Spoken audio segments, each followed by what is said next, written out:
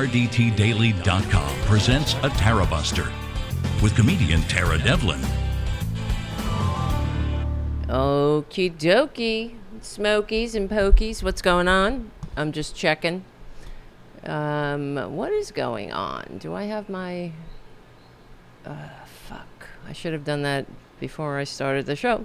I want to see if the Political Voices Substack is simulcasting, which it should be. All right, my name is Tara Devlin. While I do this, let's see. This is all in preparation for Charles Derber, who's coming on the show in about 9 p.m. He'll be calling in at 9 p.m.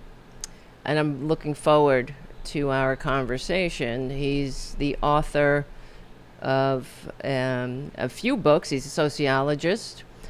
He wrote a book about how capitalism kills. His new book is called Bonfire, American Sociocide, Broken Relations and the Quest for Democracy. I'm really looking forward to our conversation. And so just making sure everything's running good. How you doing? All right, thank you guys. I see you in the chat. I just got to check the Political Voices Substack. Hopefully it's running as... Okay, good, it's going. We're going.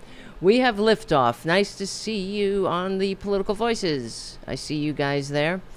And I will be interacting with the YouTube chat and jumping back and forth onto the Political Voices chat. So if you see me talking to people that you don't know where who I'm talking to, we're on youtube.com/C4channel/Tarabuster and also on the Political Voices Substack. So I only got 2 eyes.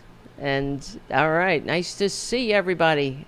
So thank you for, being here. And we're here every Friday evening at the Tarabuster YouTube channel and the Political Voices Substack. We hang out every Friday evening, 8:30 p.m., 8:30-ish p.m., I have to say, because the long-suffering Tarabuster community knows that sometimes I'm late to the party. I'm late to my own party, but I guess that's fine, because the show can't start without me. And thank you, Charlie from APS Radio News. Thank you for your donations to the community cats. Thank you for the donations to the show to keep the show going and growing, and everyone who keeps the show going and growing over at patreon.com, what's my Patreon? Patreon.com/Tara Devlin. That helps the show too. And of course, last week we got super chat bombed right, by WTF Dad Shoes. And wow, I'm still blown away from that. So, but I appreciate all your support, and hopefully WTF Dad Shoes will show up tonight. I'm not saying so he can, super chat another. I don't know. I don't even want to say how much he chatted, because it's embarrassing. But thank you for doing that. I'm not saying that I want him here simply to do that. I just want him to keep coming back, and I'm glad that he's part of the community. Like Jim in the chat room, who keeps the chat room safe, and Jim is also the moderator at the Tara Show with myself and Tara Dublin every Tuesday and Thursday, 2 p.m. and 2 p.m. Eastern, 11 a.m. Pacific, on the Political Voices Substack and YouTube channels. All right? Yes, exactly. He can if he wants, says Jim, about WTF Dad Shoes. He can. I mean, if he's rich, I just worry. I want him to take care of himself. That's what, like they say when you're in an airplane. Not that we're crashing in an airplane. Well, we might be. Not the show, but I mean the country. But, you have to put the oxygen on yourself first before you put it on a child or someone else. Because you can't help, you got to save yourself first. But I worry about him. I don't want him to overdo it. Unless he's a billionaire. I mean, hello. We don't have billionaire benefactors. We only have each other. And this is it's not the problem. That's the wrong way to say it. It's the fact is, we're up against, and this is what I want to talk to Charles Derber about. I love sociology. In fact, he begins his book with a reference to another book called The Mountain People that was written. It's a rather well-known book, sociology book, written about a tribe called the Ik tribe. Ik. That's how you. I guess he'll show me how to pronounce it. And the whole. I remember reading this book when I was a teenager. That's what I did for fun, besides get drunk. And it's about how caring for each other is really a luxury when that we are able to afford when we have our needs met. And the story was about a tribe that had all their resources, and it's not just the story; it actually happened. I think the author his name is Thurber, who wrote about this tribe that had of course, they were a victim of development, and they had all of their means of sustaining themselves taken away from them, and they were facing starvation, and how this society broke down by where you had mothers and daughters and family members and whatnot that would if I remember correctly, there's an image or a story in the book about how a daughter runs out and grabs a piece of bread out of her mother's hand, and that's how bad it got. It really broke down. And so, I mean, we're not up against that at this point, but well, let's just wait till he gets here, till Charles gets here to talk about this, really, because I let him talk about it. You don't need me, because he's the expert on this. He's written numerous books. He's a professor of sociology at Boston College. He's written 29 books on politics, democracy, fascism, corporations, capitalism, climate change. He's singing my song here. The Culture Wars and Social Change. His best-selling books include The Pursuit of Attention and The Wilding of America. He writes for and has been reviewed for the New York Times, the Washington Post, the Boston Globe. He is pretty amazing. Let me see. The book, another famous book that Charles Derber wrote was Dying for Capitalism. Yeah, I hope he becomes a regular Tarabuster listener and watcher, because he is really speaking our language over here, isn't he? But yeah, welcome to the revolution, moving beyond fear, sociopathic society, and capitalism. Yep, Derber masterfully traces how the erosion of social bonds and class solidarity has allowed racial division to be weaponized by both political parties throughout American political history to the present day. These are just some of the blurbs. Derber has done it again, diagnosing our current malaise by connecting the breakdown of social relations to the rise of authoritarianism. And yeah, and I agree.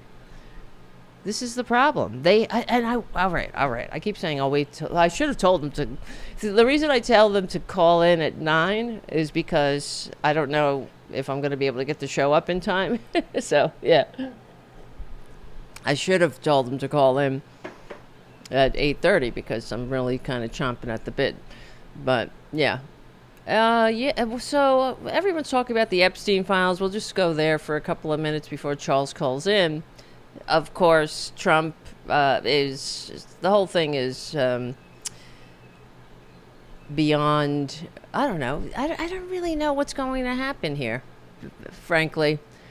Because we had Joe Walsh. If you saw the Tara show the other day, we had Joe Walsh on, and I asked him, do you think that the maggots will, well, I didn't call them maggots, because when he was on, I called them MAGA cults, I was trying to be nicer, because he was a former Republican.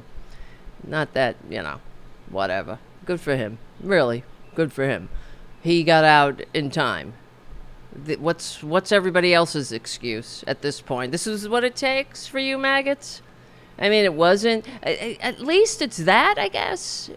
You are, I mean, I guess you're not going to continue on the Trump train if it's loaded with pedophiles. That's your line? Okay, good. Good. But, I mean, what about everything else? What about the trashing the Capitol? What about coming down the escalator, calling Mexicans rapists? What about grab them by the pussy? Oh, and the other day I was watching Hal Sparks, and he was playing clips of the maggots, the maggot influencers. Wait, hold on. Here comes the music. We'll be right back. This is Tara Devlin, Unapologetic Liberal Talk. All right, so, and Hal Sparks was playing some clips of Megyn Kelly excusing the baboon for being a rapist, saying that she doesn't believe E. Jean Carroll, because they were all discussing the Epstein files, and she's saying she doesn't believe E. Jean Carroll.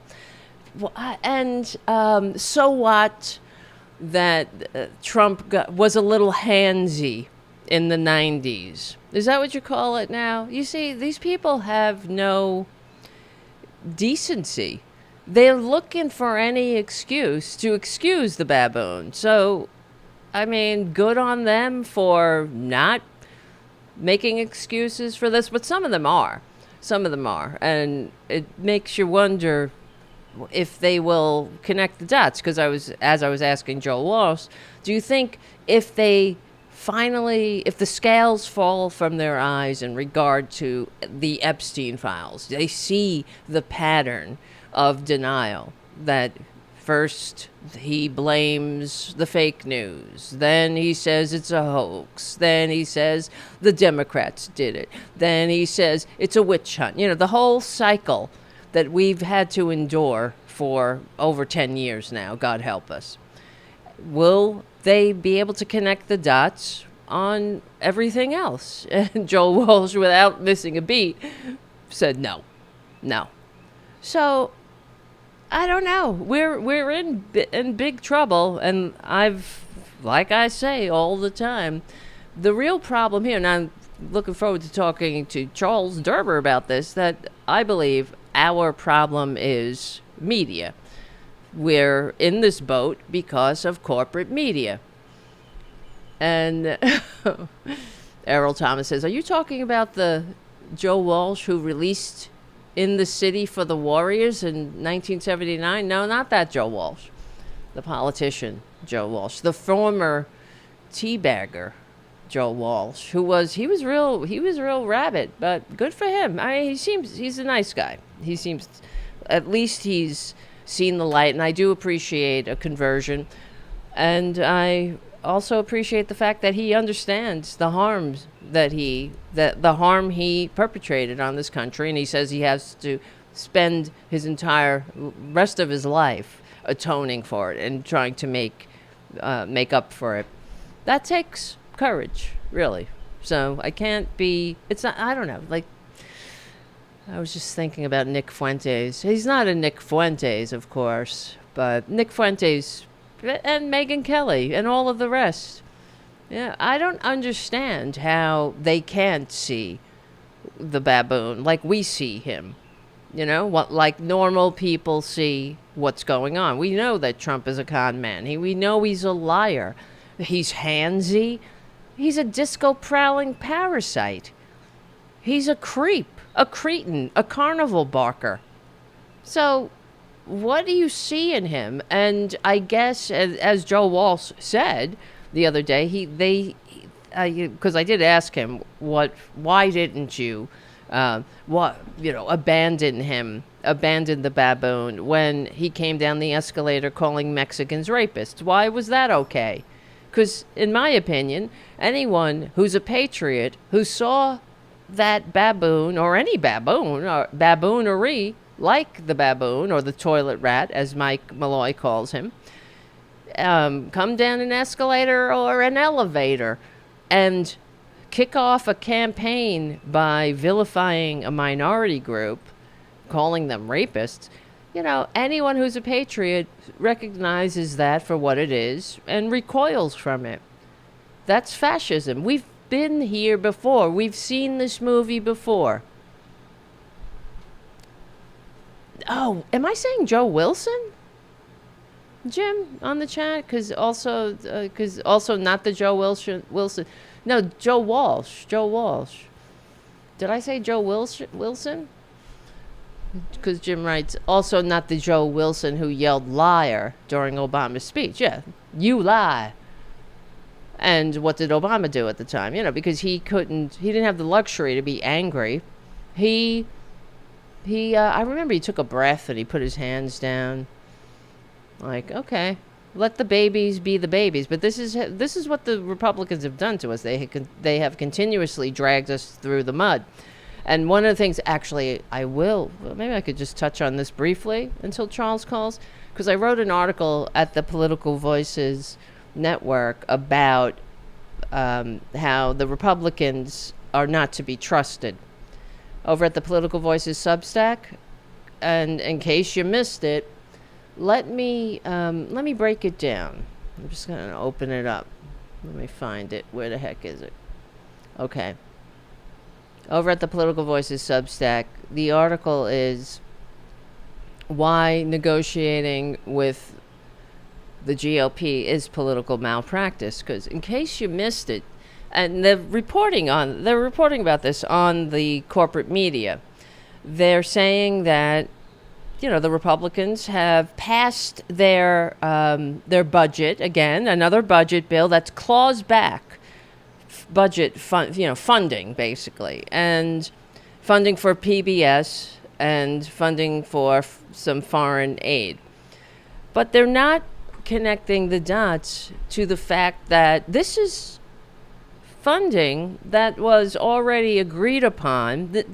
So they negotiated with Democrats, and to make matters worse, this is the funding that was agreed upon in the omnibus bill that, remember, way back a million years ago in March, when Chuck Schumer said that if he didn't agree to this and let the government shut down, it would be far more damaging than, if the government shut down, that would be the end of human existence in America, I guess. But the fact that he didn't shut the government down, let's get real, he basically gave them a nice head start on the big ugly bill. You know, he brought that big ugly bill. They would never have been able to put that over the finish line if Chuck Schumer had the balls to say, no, I'm sorry, you cut us out of these negotiations and now you want our votes to pass this disgusting budget that sucks. It sucks already. It's going to, and by telling us you had to do it because by not doing it, it will suck even worse. Well, how much does the big ugly bill suck? It's going to kick millions of Americans off of their health care. It's going to cut our lifelines already. It's funneling more money into the hands of people who will never spend it in a million lifetimes. So all of that, Chuck Schumer, by not having the spine to basically, hey, put on that damn suicide vest and say, you want my, you have to be, I don't know if that's a good metaphor, the suicide vest, but you have to be willing to fight.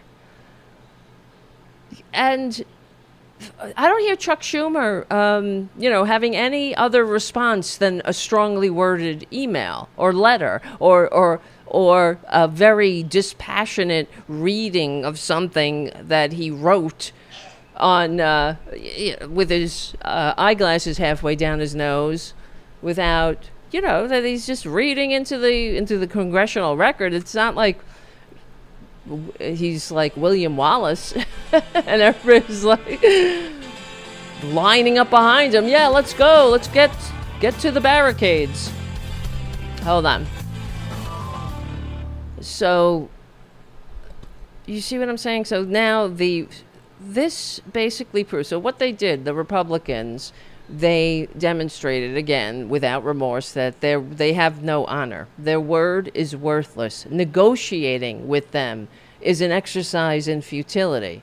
It's a trap that Chuck Schumer and the Democrats continually fall into. So what is the response? What can the only response be? So because they got votes, they got those Democratic votes on the assurance that this funding is agreed upon for the next 2 years.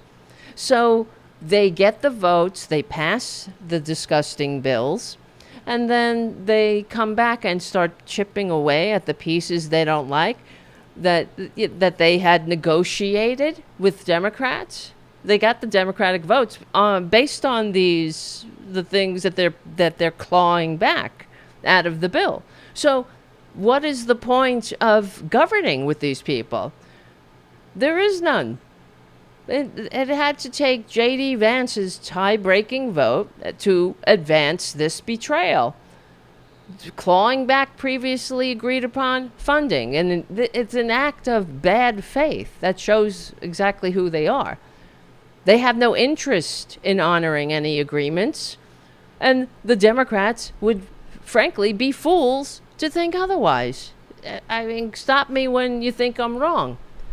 It's disgusting. To make it even more infuriating, like I said, this comes from the omnibus. This is the legislation that Chuck Schumer agreed upon to keep the government open. So what's the point of even pretending that Republicans have an interest in governing? They want to rule. How many times I got to say it? Republicans are the domestic enemies the founders warned us about. And the Democrats are simply, I mean, what is history going to say about the party that allowed it to happen? You know? I mean, a bird's got to swim. I mean, a bird's got to swim. A bird's got to fly. A fish has got to swim. And a Republican's going to be a filthy, disgusting, fascist parasite. But what about the Democrats? How many times are they going to fall for this bullshit? Their dirty tricks without standing up to them. So here we go again. And now I get to tell Chuck Schumer, we told you so? We told you that your unwillingness to fight sacrificed leverage. That's what we said. You know, your unwillingness to fight, just to say, yeah, we will shut the government down. Go F yourself. Go pound sand. You have a slim minority, a majority, excuse me, and you need us.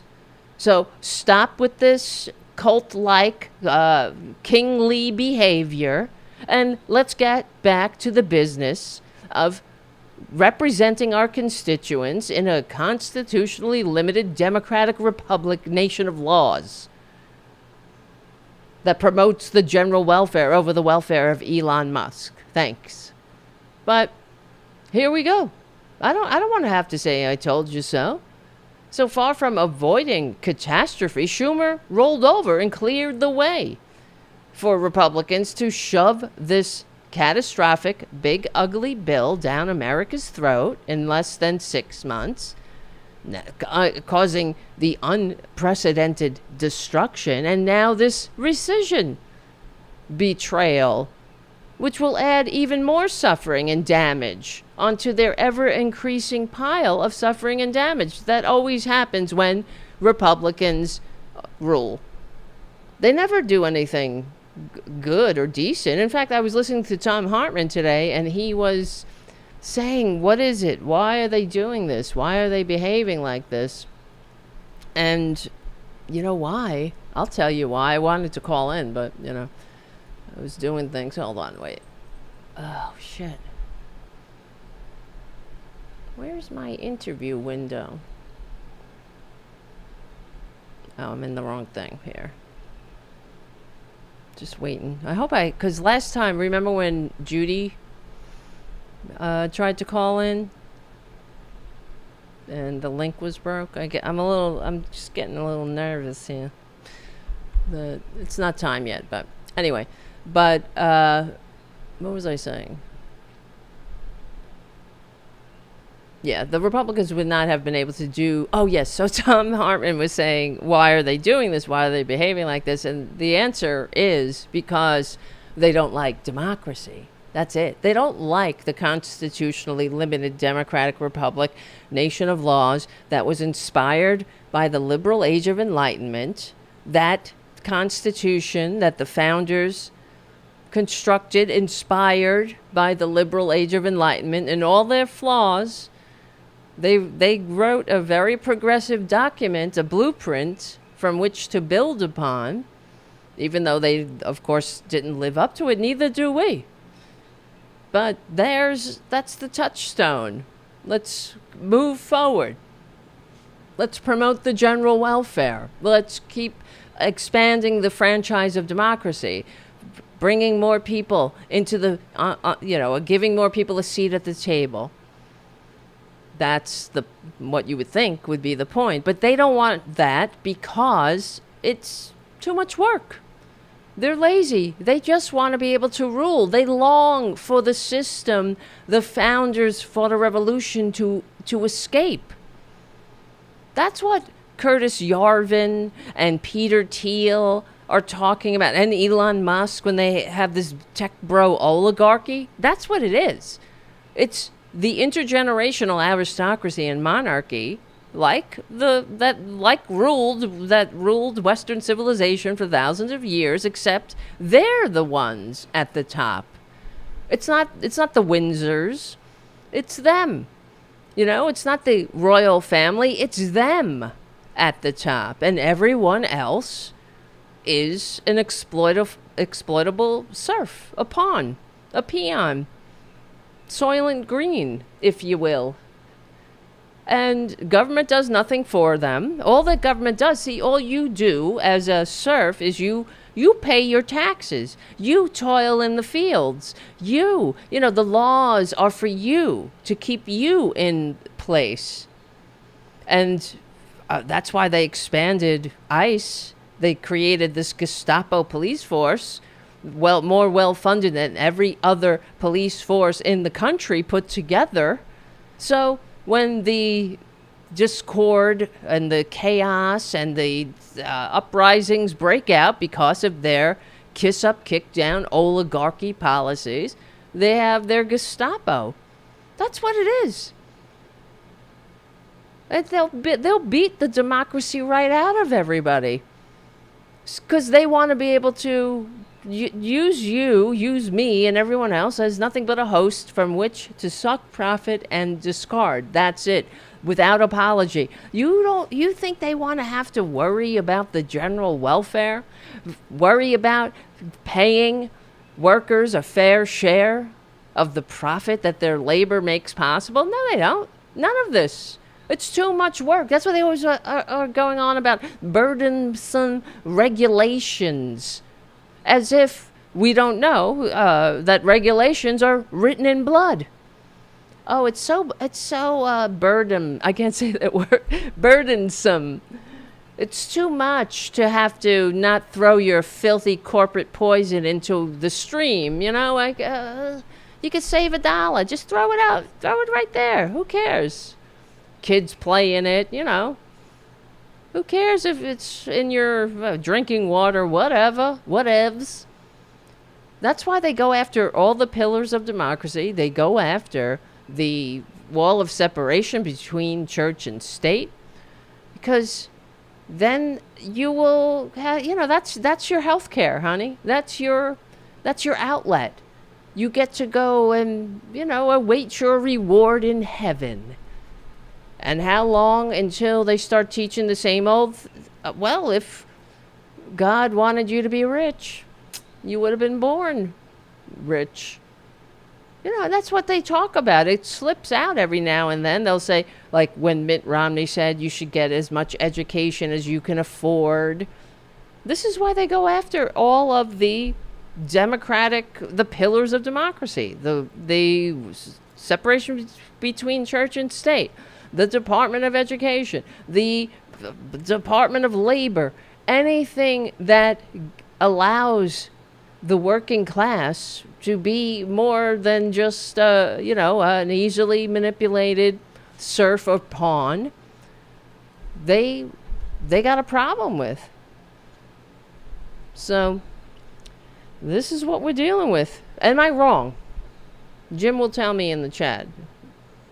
No, I'm not wrong. I'm sorry. I wish I was wrong. I wish and like I always say, it sucks to be right. Literally and figuratively. It really does. Jim, RFK Jr. has studies that show coal dust exposure builds character? Does he really? Is that true? I don't know if you're being funny there, because that is pretty funny. Because this is the age we live in, that you don't know if something like that is real. If that's just a joke, or is it real? Hold on. This is Tara Devlin. We'll be right back. And I hope we will be right back with Charles Derber calling in a minute. Come on, buddy. I'm just worried about the link. I did test it a couple of times, but I gave him my number too, in case it bugs out. Oh, brother. Let me see. I'm getting nervous. How's everybody over at the Substack? Okay, we got peoples in theirs. But tell me, am I wrong? Is that true though, Jim? I couldn't find anything. I guess you're kidding around. But it does build character. That's what they think. Isn't that what the baboon said? Yeah, did he account for the time zone? I hope so. You're right. You are right. Well, if there is a problem, I'll get a phone call and then we'll figure it out like we did last time with Judy. But let me see. Let me see this. I'm going to test it myself. Right, live on the air. I'm going to... I did it. I tested it earlier before I sent it to her. So let me see. But anyway, am I wrong? No, I am not wrong. I wish I was. Because I really do wish that, Republicans were normal. That they were, they believed in freedom. When they say freedom, they mean the freedom to ride you mercilessly to the bank without pesky government getting in the way. The pesky government of we the people. And let me see. Yeah, they're that's fine. See, I just checked the link myself and it rang. Okay. So it is one ringy dingy go doing it. It is working. I tested it myself. This is a one-man band, so yeah, maybe he didn't account for the time zone. Yeah, whatever. It doesn't matter. We got each other. I just get a little not nervous, but reluctant to start on another, story or go down some road when he's going to call in. Want to keep him, keep it open, keep the conversation open. But what should I do that? What should I tell them to call in at like 8:30? I mean, in the future, or no, it would probably be 8:45. Not 9. The suspense kills me. You know what I mean? Anyway, all right. So let's see. Where was I? So what is the answer to Chuck Schumer and the Democrats not having a spine? I don't know about you. It's pretty infuriating. We're really in the shit show now. As you saw, the CBS Paramount canceled the Stephen Colbert's show for no reason other than, in my opinion, that he speaks the truth. They don't want to get the baboon riled. And this is what is so concerning about this time, that besides everything else, is that, it's little podcasters like me. We're the ones who are the truth tellers here, right? The Political Voices Network, right? Myself, Tara Dublin, we're the ones trying to speak truth to power. And then you get the well-connected, the powerful, the rich. And they can't even put up the slightest resistance to this fascist coup. And it's absolutely infuriating. All they have to do is stick together. Now, Stephen Colbert's they're saying it's a completely, it has nothing to do with politics. Well, what are they going to say? It's completely financial. Well, he has the #1 rated nighttime television show. And the other thing is, there is something about the public service aspect. There used to be in media the big three, CBS, NBC, and ABC.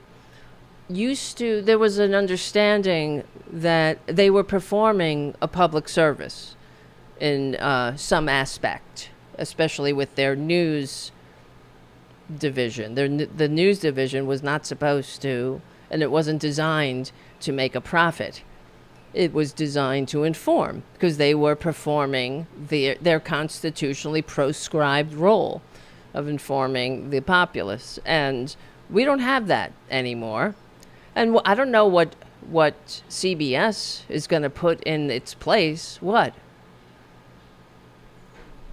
Because, I mean, this is the problem. They're just like when in the 20th century, when fascism was on the rise, we saw how, we didn't see with our own eyes, but as history shows us, that, capitalism is happy to go along with fascism.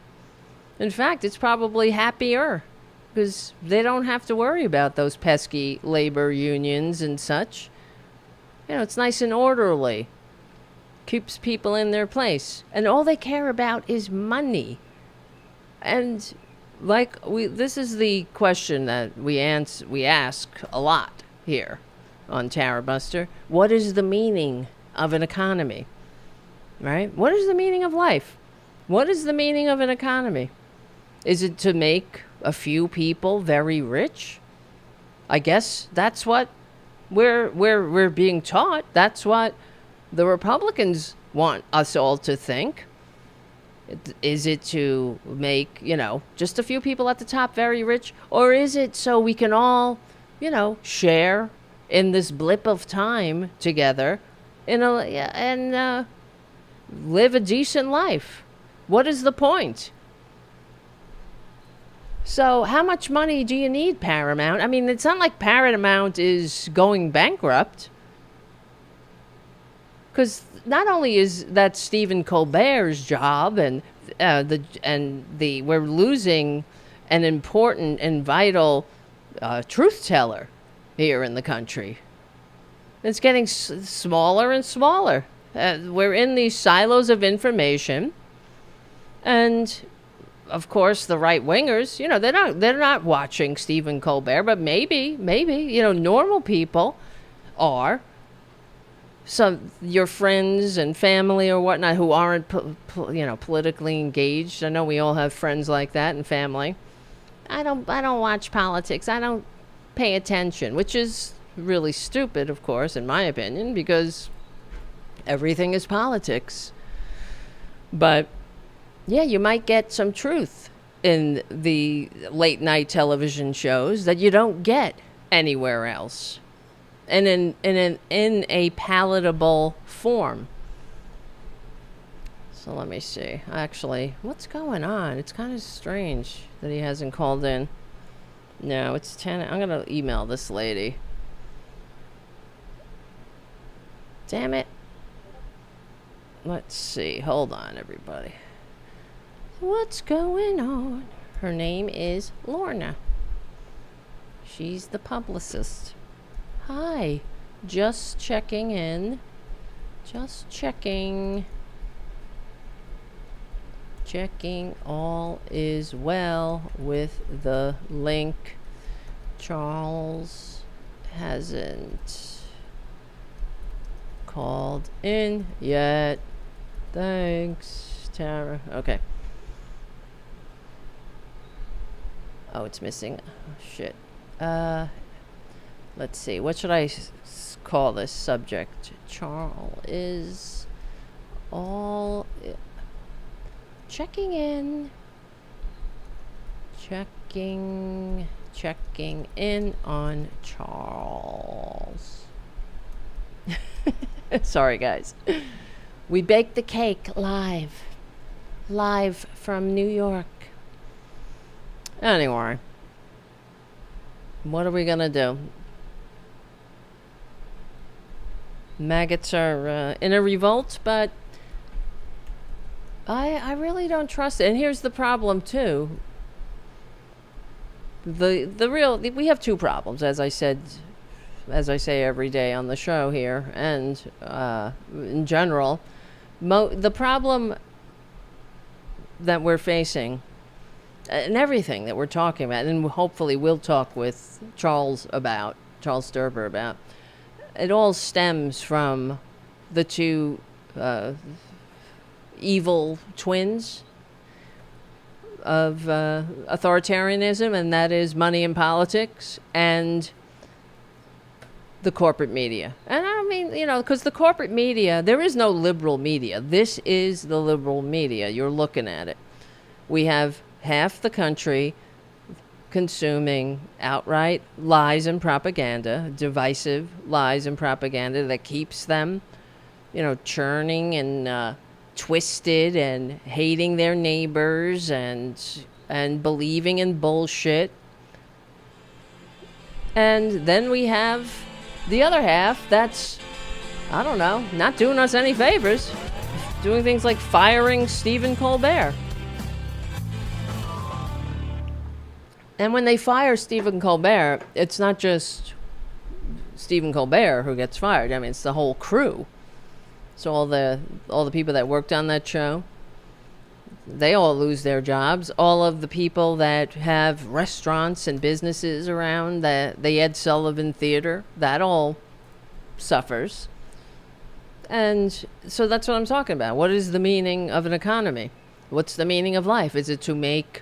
Well, and this is the problem of sociocide, where we are a country that has very progressive and enlightened founding documents, or founding blueprint, e pluribus unum.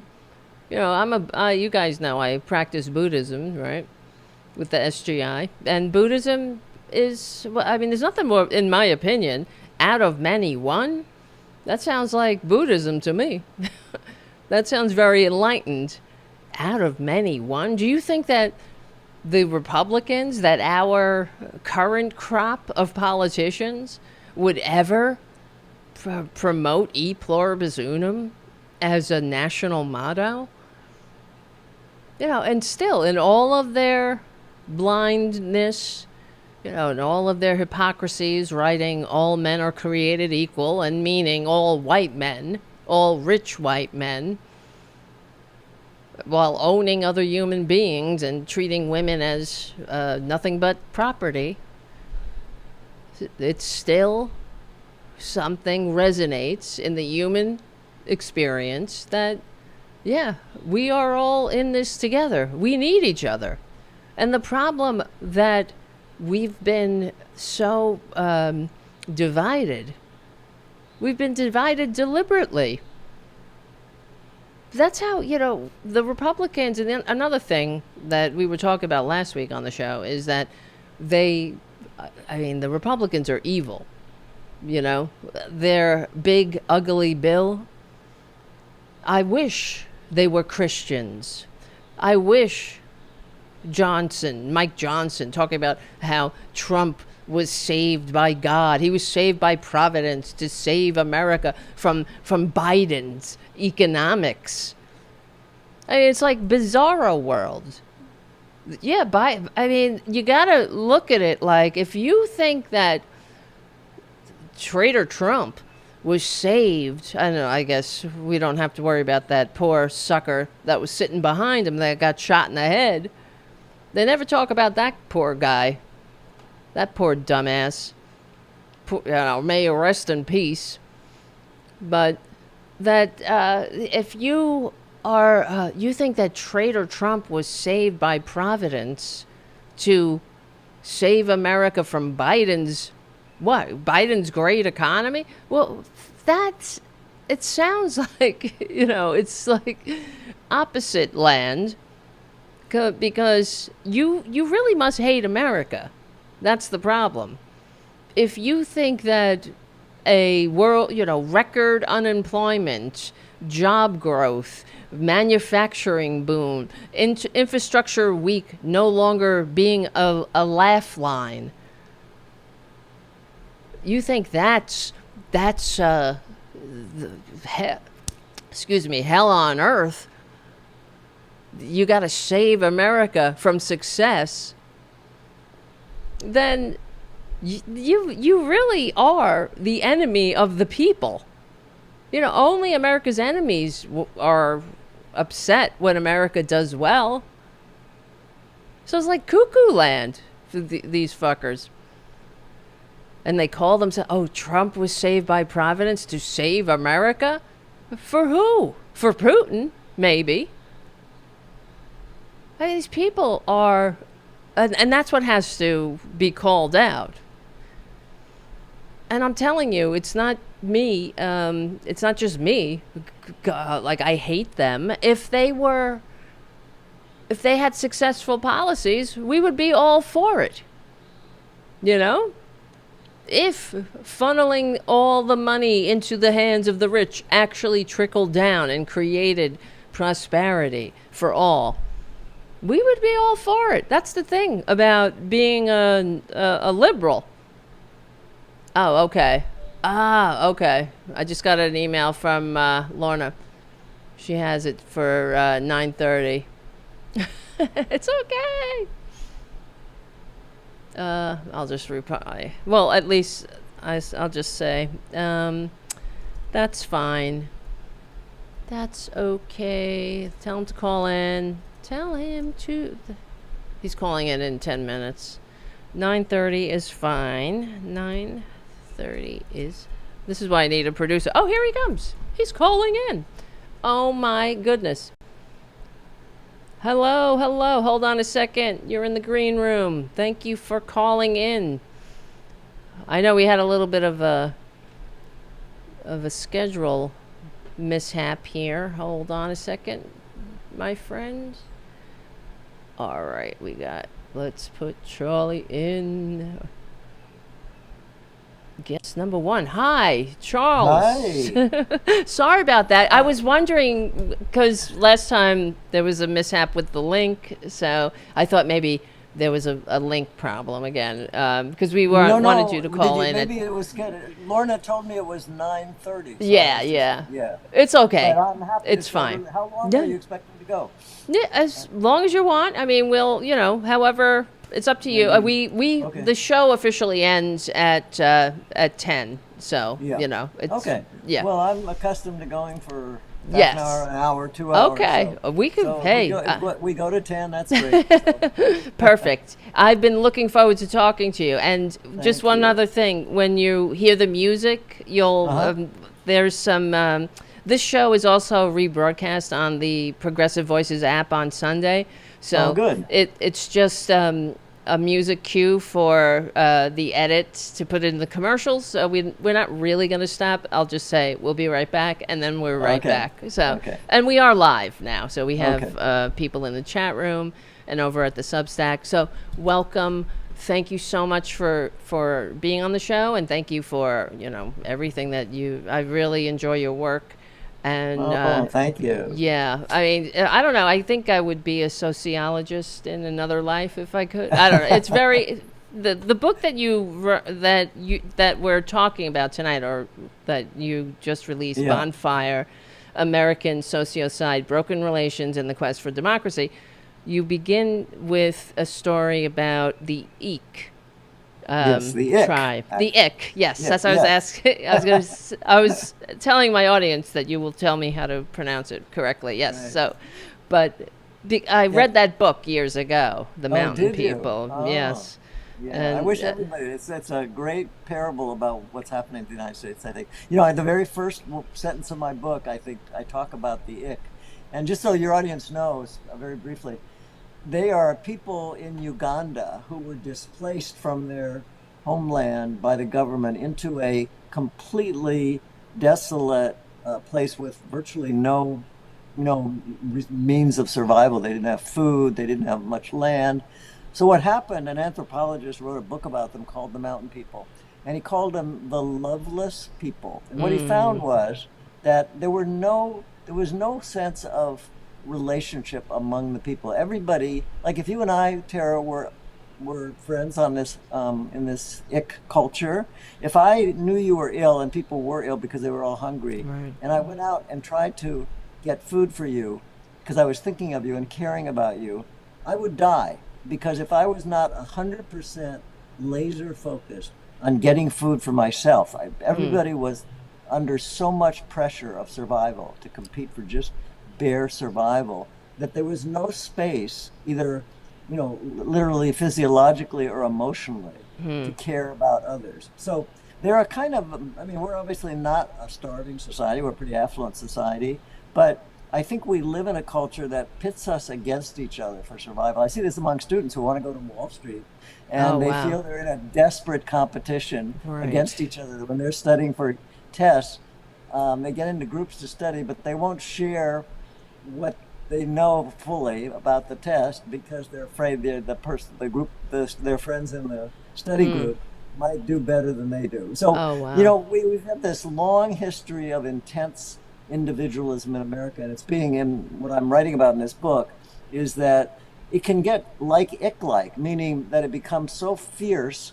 that the society is in danger of breaking down. Bonfire, the original British meaning of the words bonfire was burning the bones, and the bones of society are being like the bones of the body. They're holding the society together. When those get burned, so there's a picture on this cover. I don't know if people can see this. It shows a bonfire, and almost every chapter is about a different element of bonfire.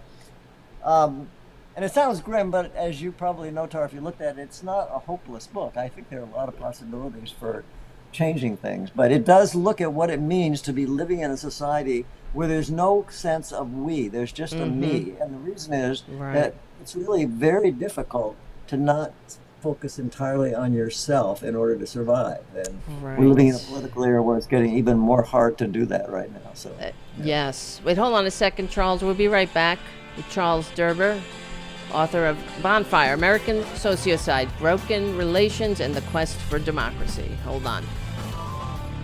All right, we're back. See how that goes? Yeah. So this is what is so heartbreaking. We were just talking about it before you called in, about how the United States was created on happiness, right? The pursuit of happiness, e pluribus unum, and out of many one, to promote the general welfare. And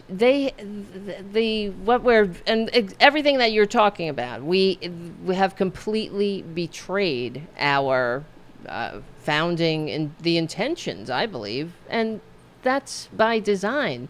And I believe that it's because the Republicans, and primarily, and the Democrats are not innocent 100%, of course, but they really don't like to promote the general welfare. It's so much easier to rule if the people are in their place. Yeah, solidarity is dangerous if you're trying to run a society for wealthy people and the United States is, if you compare it with Europe, the Europeans, while they have lots of problems, they've always believed in what you were just talking about, Tara. They've always believed there is something common. They believe that governments have a purpose, that collectivities, and they've run, even when they've had a lot of terrible fascism, they've run societies which are sort of reflecting that belief in the importance of nourishing the collective well-being, like that other people matter. You feel how you feel is partly depends on how other people are feeling. If they're feeling terrible, you're going to feel terrible. And America has a really unique history in this respect. I think there are very few developed societies which have such a weak sense of collectivity of Right. the common good, as you say. It's all America was built on this idea of individuals pursuing their Yeah. own, what they have is the right to be Right. free in the marketplace, and they have Right. property. That's what the Constitution guarantees. And it's sort of a freedom from, like in Europe, the idea of freedom is freedom for. You have a freedom, Yes. so and that involves recognizing that your rights are tied up with the well-being of others. But America just has this really weird history of kind of believing that if we focus on individuals, Yeah. the kind of market extremists have always believed that. I mean, they just feel like real freedom is the freedom to be left alone by everybody else and pursue your own good, and the market will make everybody rich. And what it's doing is creating a kind of collective catastrophe, both economically and politically right Yeah, now. and And of course with climate change too, everything is yes, just right gun on the violence, chopping block. everything. Yeah, the book is looking at all the ways in which sociocide, which means the breaking apart of society and the breaking apart of these relationships that are the foundation of what you were talking about, the sense of common good. Yeah, it's undermining. Why are people getting so many guns? The most common, Right. the people buying the most guns right now are people who feel, people used to buy guns for hunting, which I don't like because I'm an Yeah. animal lover, but Me too. Me now too. they're buying for women. Women and children are the biggest purchasers of guns right now, other than Trumpists who are also preparing for Wow. civil war. But Women and women, children. With yeah, children, yeah, you mean? yeah, Or women it's a and big thing. children? Women Well, and children? Well, for women, it's clearly defense. They're Yes. afraid. And what happens in an ick-like society is people are afraid of each other, and for good reason. And so people fear that if they don't protect themselves with a gun, and children have to learn early that they Yes. have to protect themselves. So it connects to all kinds of, I mean, what the book does Wow. is explore all the different scary elements of a society which is weakening and eroding. Right. I think if you looked at the book, there's a chapter on the breakdown, the rise of loneliness and the sense of people losing what sociologists call social capital. We talk about economic capital, and that's a big, big thing which I talk about in the book. But social capital is the kind of capital which comes from the strength of being in strong and sustaining relationships. And Right. what's interesting, when I looked at it, was researching this book, and it is very sociological. I agree with you about that.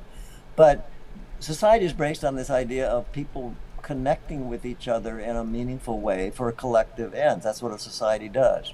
When people are becoming more and more, America has always been individualistic, but we've reached this tipping point, I think, just like in climate change, with Yeah. our social relationships, where the breakdown of relationships, and social media and that sort of thing is relationships as well, but it's very strong. The breakdown of social capital and relationship is particularly strong in the working classes, which is contrary to what I had originally thought. The sort of words that, well, educated people are more individualistic and cosmopolitan and separate. They don't train their families. Working people stay. But working class people, and a lot of surveys show this, live in civic deserts. They don't live in spaces where there are public parks, cafes, gardens, Wow. cafes, places where they can get together. So the people who express the most sense of isolation, say they eat all their meals alone and so forth, are Trump Right. supporters, people in the Wow. working class. So it's a concentration of a collapse of economic capital, because these people are hurting economically.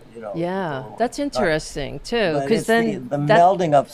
yeah, no, I'm sorry, but I was just thinking that that's probably what makes them so susceptible to being Yes, to this cult where they're getting exactly. their It is community. just like a cult. And as you know, Tara, the book is very heavily focused on how this breakdown of relationships feeds into and is fed by authoritarian politics and Right. Trumpism. This Yeah. is because all about the social foundations of fascism and authoritarianism. And when you have very weak social capital, when your ties to people are perilous and people feel scary, you need a strong leader to protect you. You want to Yes. feel like there's somebody who's really tough guy out there who is going to protect you against all these people around you don't trust, and you don't feel, Yeah. and so, and then at the same time, authoritarian people and big powerful elites, the oligarchy and the corporations, they want to break down relations because, as you were sort of hinting before, solidarity is dangerous to elites, right? They want to break down authoritarian leaders like Trump. They don't want there to be any other source of support or knowledge or truth except what they are providing directly to people. So these social connections are, the authoritarians break them down so that people are totally dependent just on them, on their leader. The great leader provides everything. And there's a kind of really vicious spiral going on between this sociological unraveling and the breakdown of democratic functioning. I mean, Hannah Arendt, the famous writer on fascism, she said an interesting thing. She said loneliness was a central foundation socially of fascism in Europe and so forth, which is, I think, it's just an interesting thing that I don't think most people associate. It is related to cults. I think people would understand that. I think there is an element of cult here. But, and then even people like de Tocqueville, when he wrote the book about democracy in America, he said, well, the best hope for democracy in America was this very high level of civic association in America. If you, in high school, I had to read any de Tocqueville on democracy in America. He wrote a lot about, Americans were groups of civic associations, neighborhood associations, and all that kind of stuff. And all those things are becoming civic deserts now. They're breaking apart, particularly among, again, I want to emphasize how much this is really impacting working class people. And 60% of American voters are working class. They're non-college. And so we're talking about the great majority of American people. So, if you're on a campus like I am, you may say, well, there's a lot of socializing going on. But these are a more privileged sector of the population, both in terms of economic capital and social capital. And their connections are through social media. Which I have a lot of stuff in the book hold on, about Charles. social media. We'll be right back with Charles Derber. Hold on. And we're back.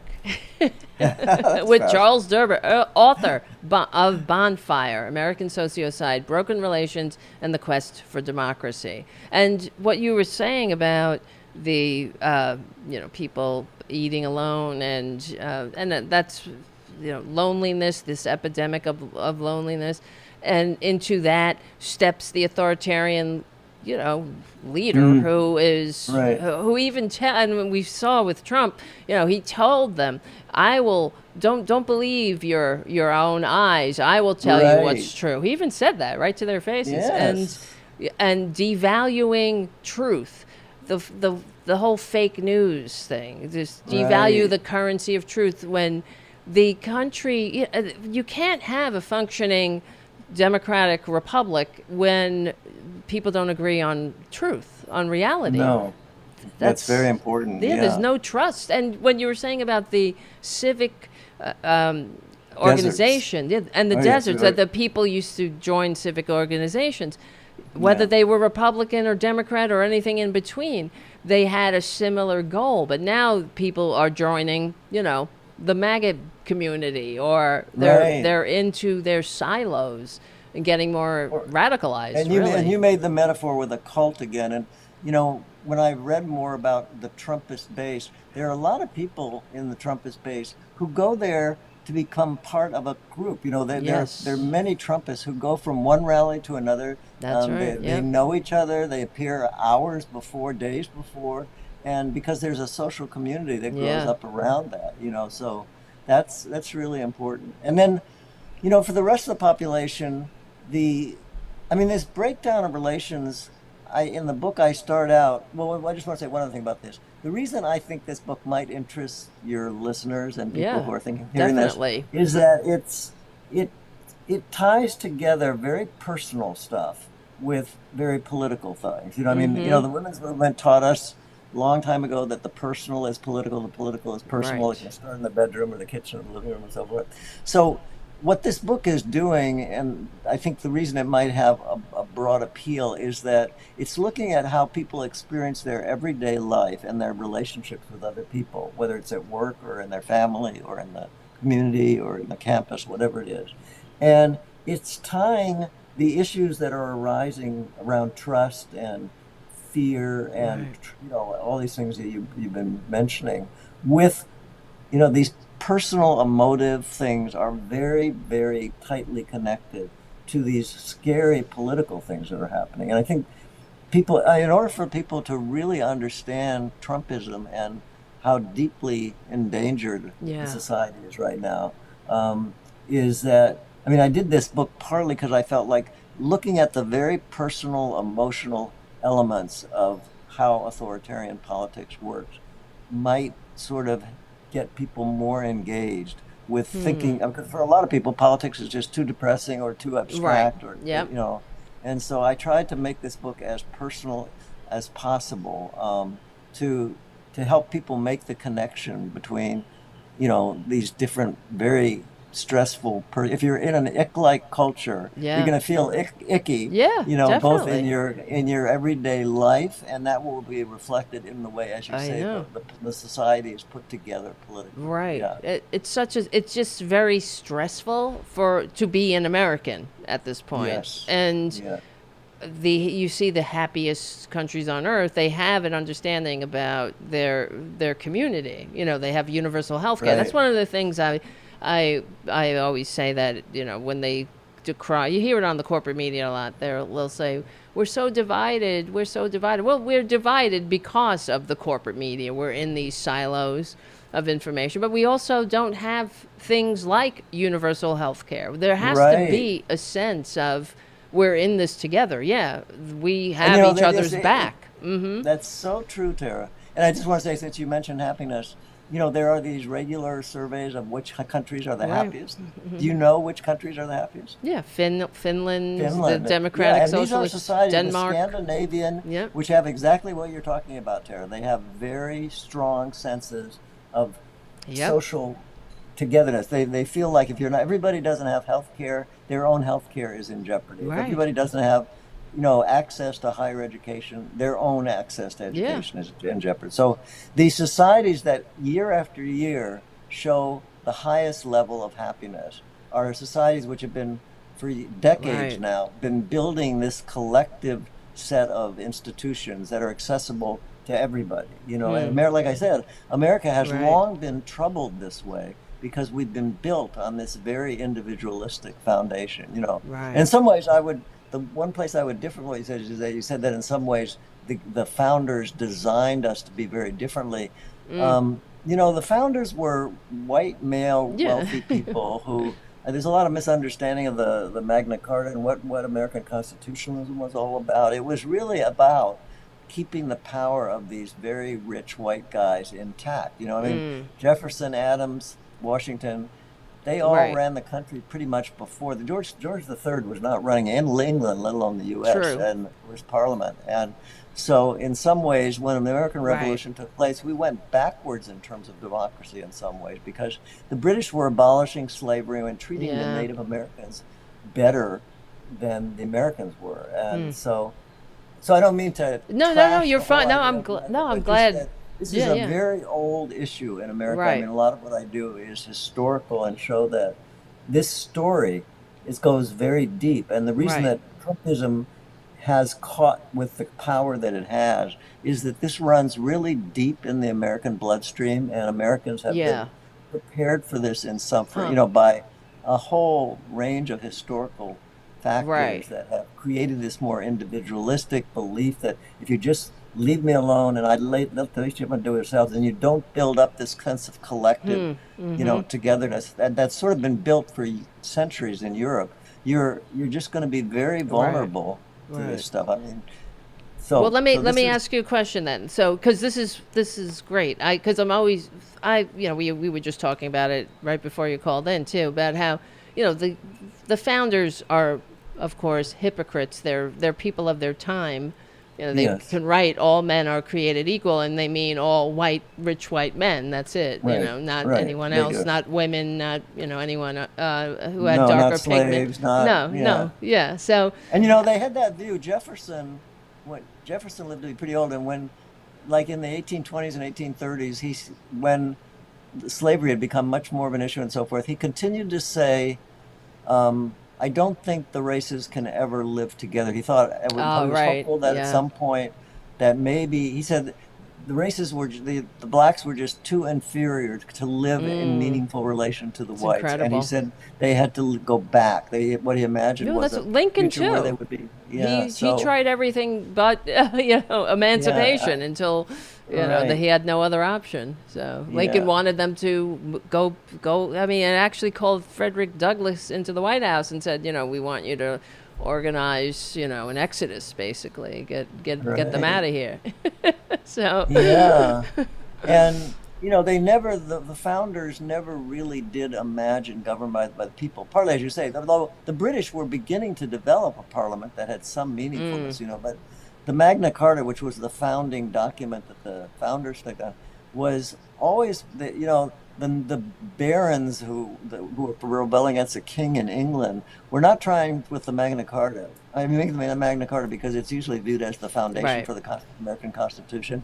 But the Magna Carta was never they never imagined rule by the people. The Magna Carta was a movement of very rich, royalty, and not the monarch, but the barons, the earls. Yeah, it wasn't about the serfs in the field. They weren't. It was unimaginable to them that ordinary serfs would have political forget power. it. Yeah, it's ruled So, by the unwashed masses. Forget it. Yeah, that's chaos. Yeah, and Madison, who wrote the Constitution, there's a lot of writing that he did, which reflected what the founders were saying, which is they feared that the majority would become mob rule. They said it over and over again. That's why they built in, a non-representative Senate, all kinds of things that would limit the ability of the majority of the people to actually rule, because they didn't trust the people, and because they wanted to sustain.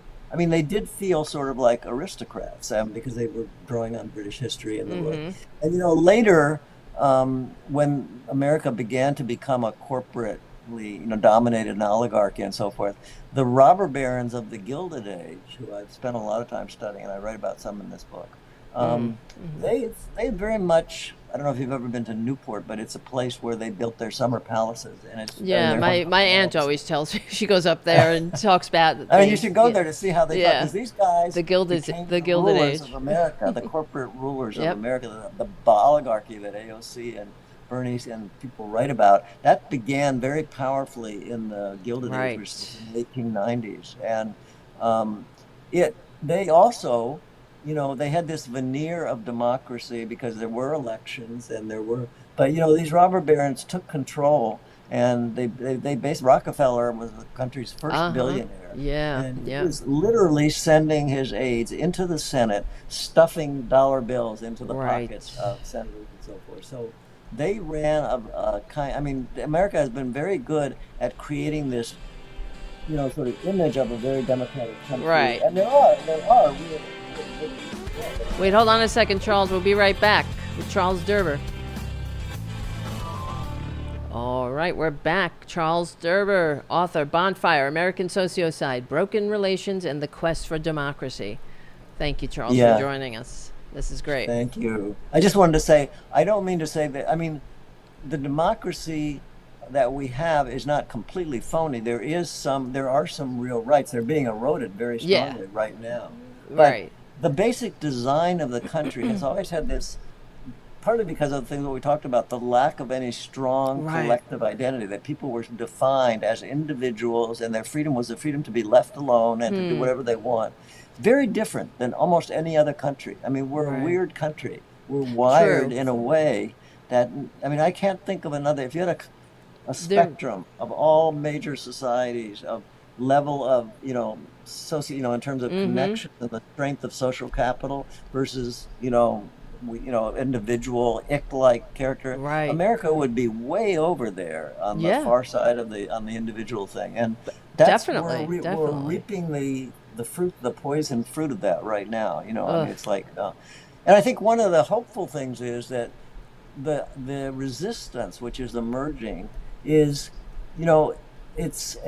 resistance is a very collective phenomenon. It brings people together in ways of helping people get out of the fear of being of themselves, there's something quite joyful often about being in a crowd of creative. I love looking at or walking these marches where you see these creative signs and where people march. Exactly. I spent my whole life in protest. I was in the I've been an activist for a really long time, and what's drawn me there is the great people that Right. you meet in Yeah. protest. It's really, I think a lot. I hear sometimes students say, "Well, I don't have time for protest. I've got they're 4 hours on their social media feed on Instagram Yeah. or TikTok, and they don't trust it. They say they don't build real relationship. That's another big element in the book, is showing that the technology of media and of what Silicon Valley is doing. They say they are, and this is again, they claim to be creating a design for connection, and it does have certain powers that way. Yep. But I mean, at least as my students tell me, who are five hours a day on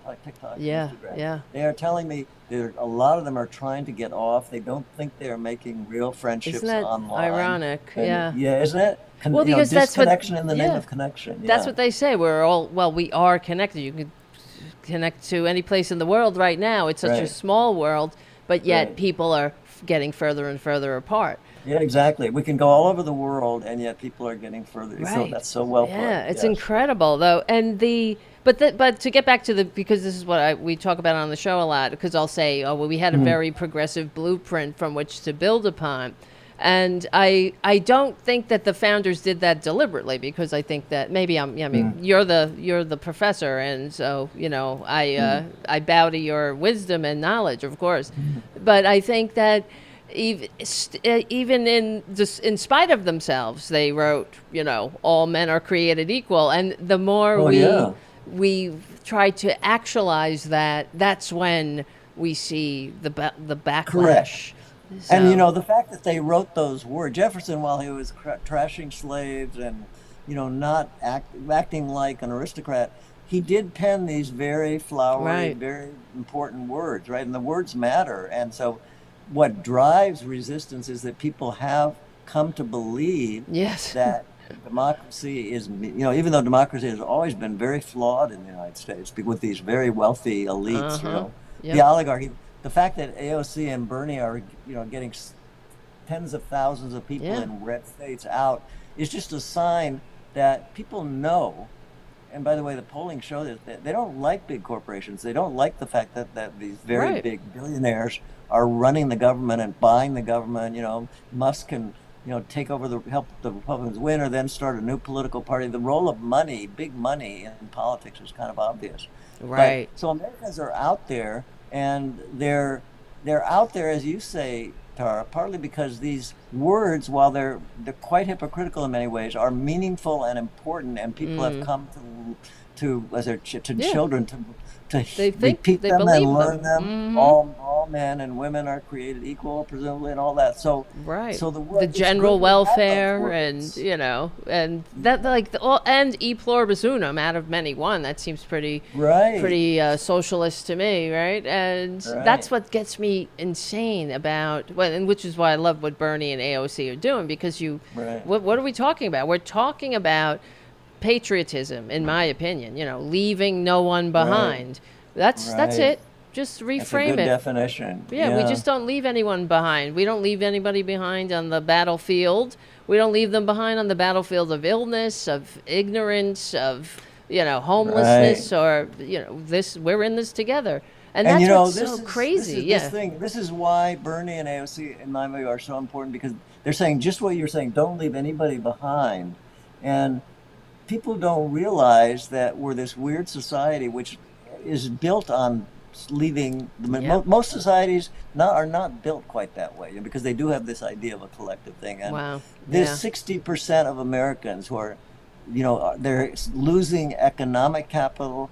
Jobs are being, employment, while the robber baron was always exploitative, it was a real relationship, at least. It was exploitative, but people had, now the legal concept of employment is being undermined. Everybody is either in temp or gig or you're an independent contractor. And exactly. so, if you're working in an Amazon warehouse, they're going to burn the shit out of you all the way. You're nothing. In 2 years, they'll be gone. There's no sense of an enduring connection. Right. There's no sense of we're in this together.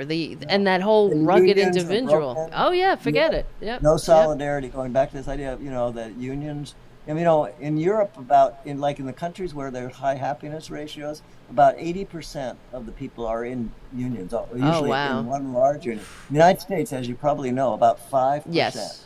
Yeah, that's it. And it used to be 35 when, Yeah, you know, 40 with in the the New new Deal, it new went up to deal. 40. Yeah. Yeah. So that is another sign. And you know that Musk and Oh God, him. Bezos, the CEO of Amazon, These horrible and Trump people. have gotten together. They've got a suit to deconstitutionalize unions. You know, unions were only What? legalized in 1935 in the Wagner Oh Act, my the New Deal, God. and They now these they have a suit not just to end a particular union, but to end all all unions. And unions. yeah, so that's just Wow. going right And after the solidarity that's left in, you know, in the workplace. well, You they know, see blood in the water, and right. they're really going for the kill here.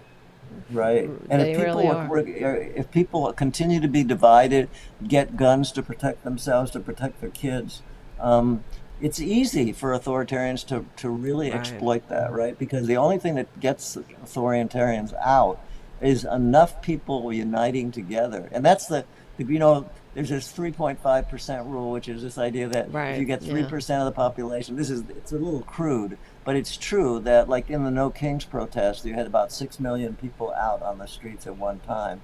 And the numbers of people, like when Hitler came into power, the shutdown was really fast. He came in January of 33. In about by March, he passed the Enabling Act, which eliminated the legislature. Right. By May, and this is about 4 months on, he had outlawed the Social Democratic Party, Yeah. which was Outlawed other political parties. He and arrested he had all 5,000 of his outlawed opponents in one night. Yeah. so he did this very quickly, and Trump is moving quickly this Yes. way, and that's why. But we do have these millions of people out on the street, and I mean, those ended up being, I mean, the socialists and the communists were killed off by Hitler very quickly, and then people got afraid and just didn't go out, and they had reason to be afraid. I've been really encouraged, just to put a positive thing on this. Yes.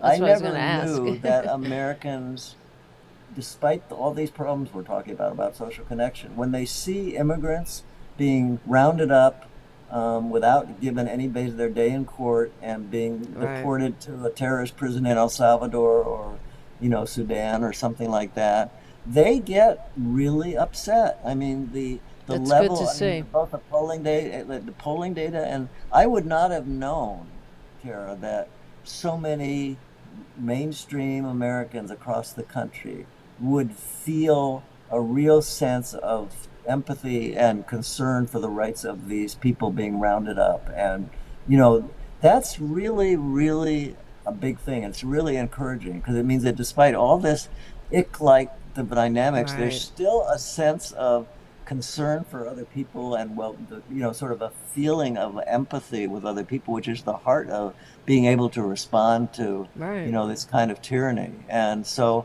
It's when I incredible. see, and I think it's building. I mean, you know, about the last poll I saw had 64% of Americans, including a majority of Republicans, saying immigrations and immigrants are good for America, which is a big turnaround. Yes. Hold on a second, Charles. Wait, I'm going to lower this. This is the end of the Progressive Voices part of the show, but the show is not over. So I can control this music. All right. That's Charles. We're talking to Charles Derber, the author of Bonfire, American Sociocide, Broken Relations, and the Quest for Democracy. Don't go anywhere. All right, we're back. We are back.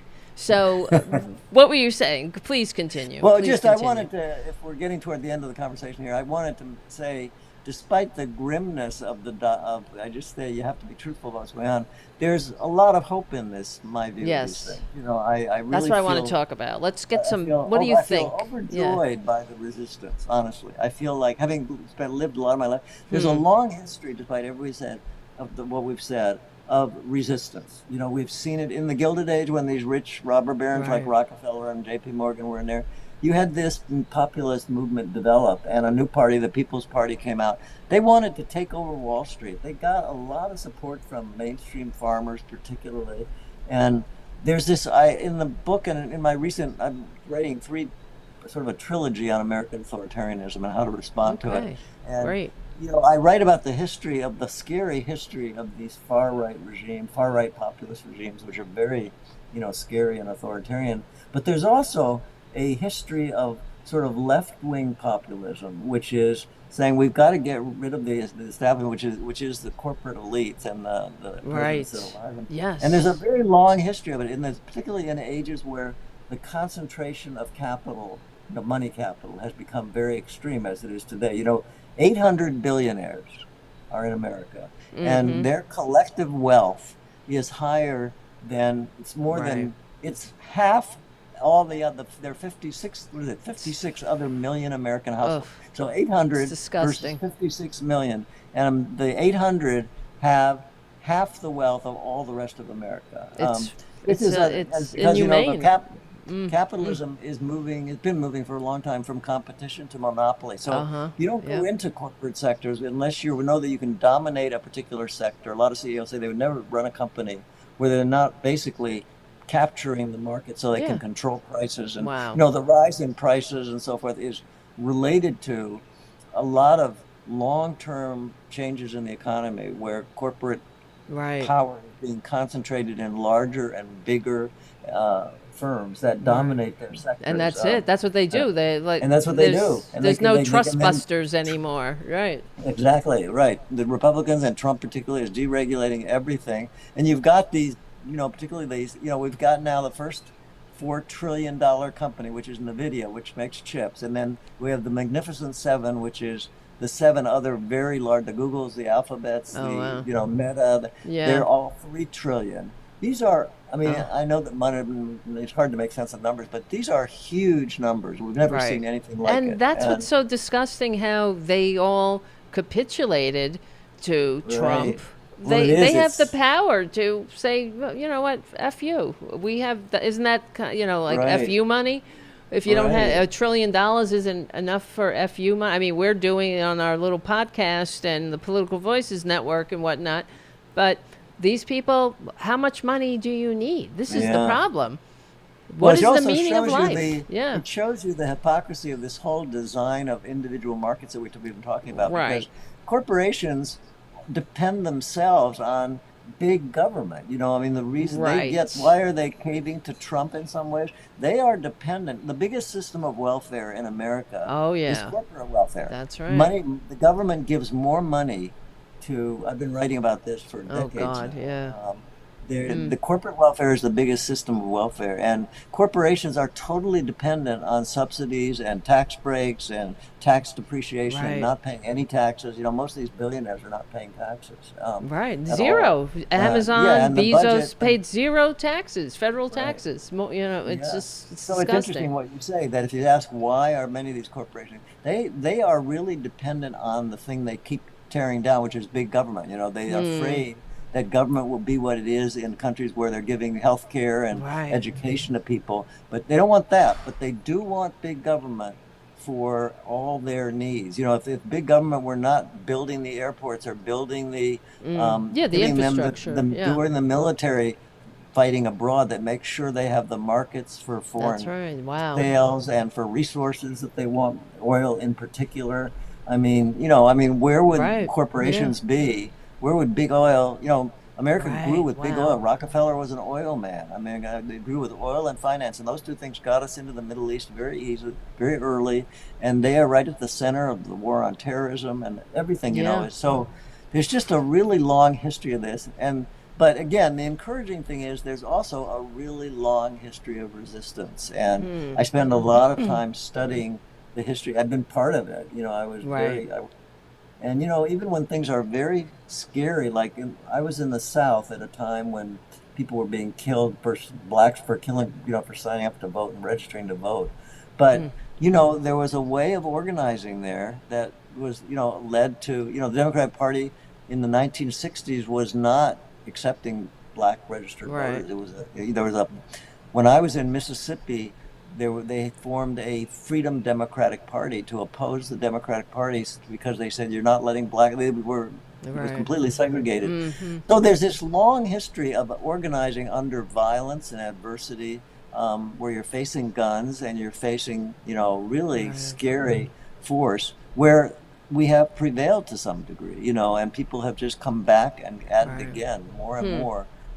So I don't, despite the grimness of the diagnosis, I don't feel at all hopeless about this. Okay, well, I'm happy to hear that, because I wonder sometimes when I'm, I get cynical, I get down, or sometimes I get hopeful.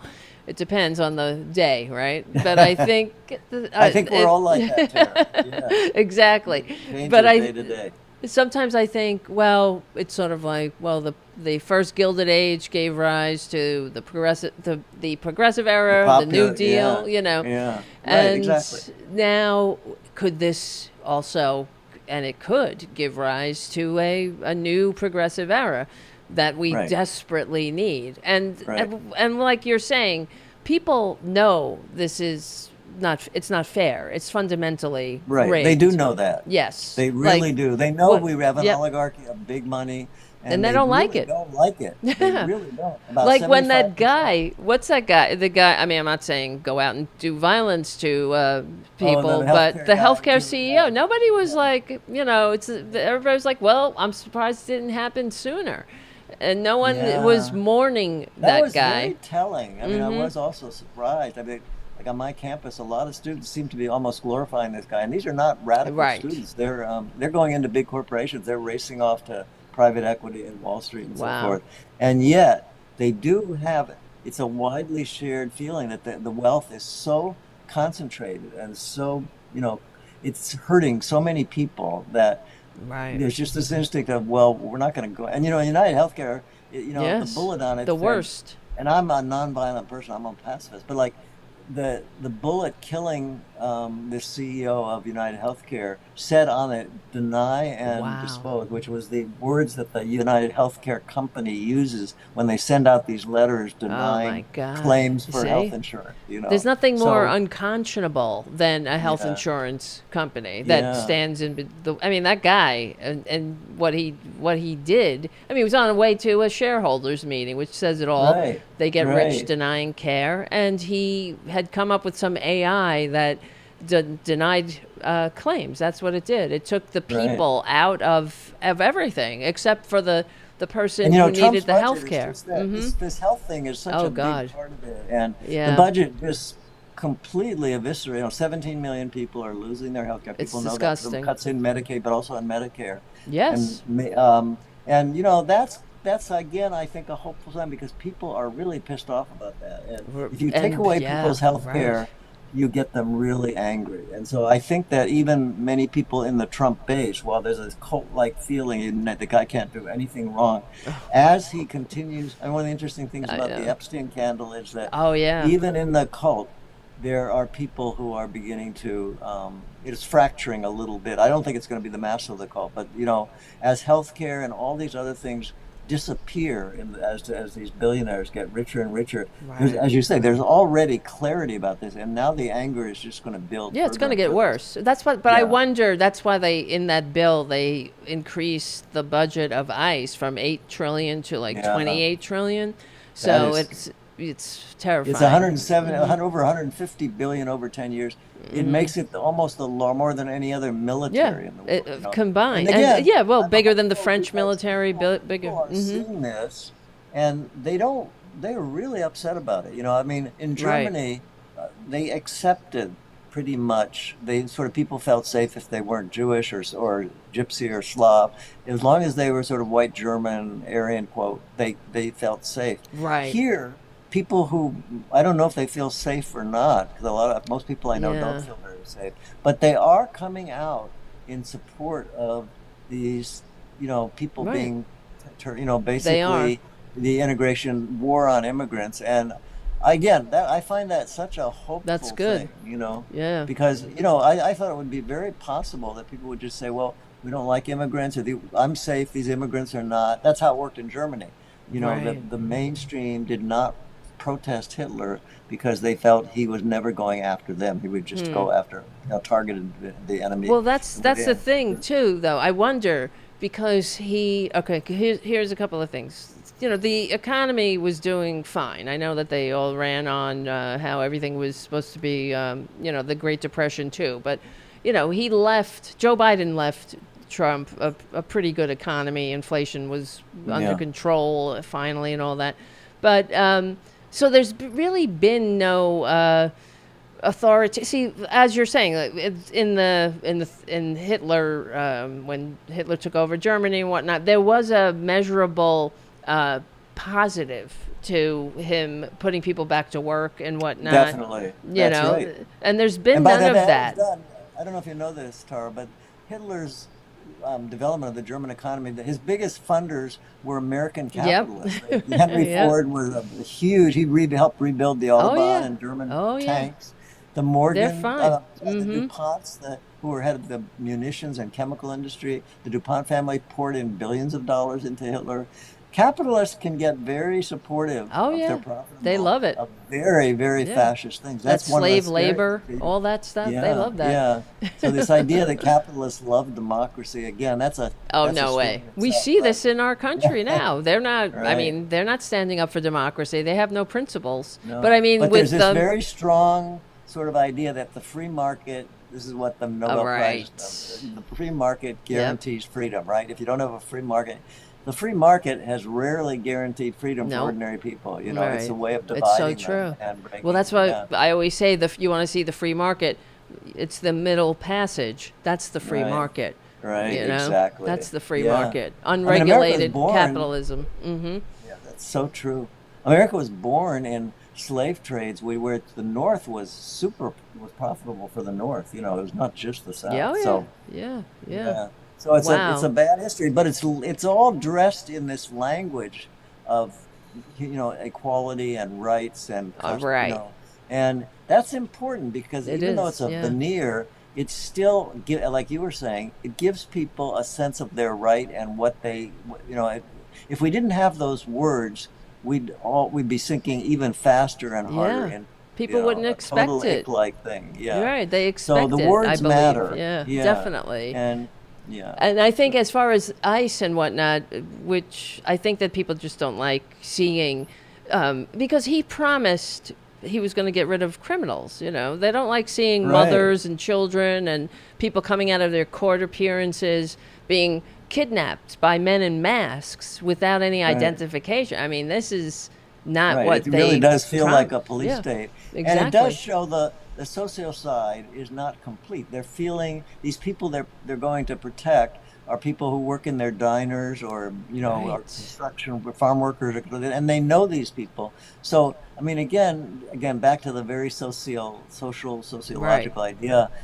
Connections between people really matter. And again, I'm encouraged by the fact that so many Americans, I never believed this was likely, would turn out to support immigrants who have been so demonized for so long. The war against immigrants long before Trump even was, it's just been part of the history of the far right in America. And so it's really encouraging and a sign of hope that so many ordinary Americans who are having their own troubles are turning out to try to say this having these unmasked police, just round these people up, not give them basic rights, and then deport them to prisons that you'd never want anybody to go to. It's just encouraging. It's disgusting. That they do that. And it's but, amazing. We're in for 3 more years of Trump building up ICE and so forth, so it's going to be a struggle all the way along. Yeah. Wow. Just so you do, but you do have hope at least. So I do have hope, definitely. Okay.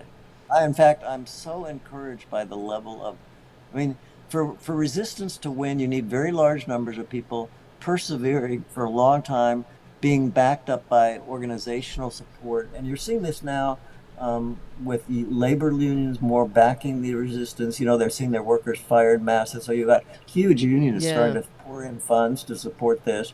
And you've got some Democrats beginning to change. It's a huge issue. I think the Democrats are responsible for a lot of this because they ran a corporate party for so long.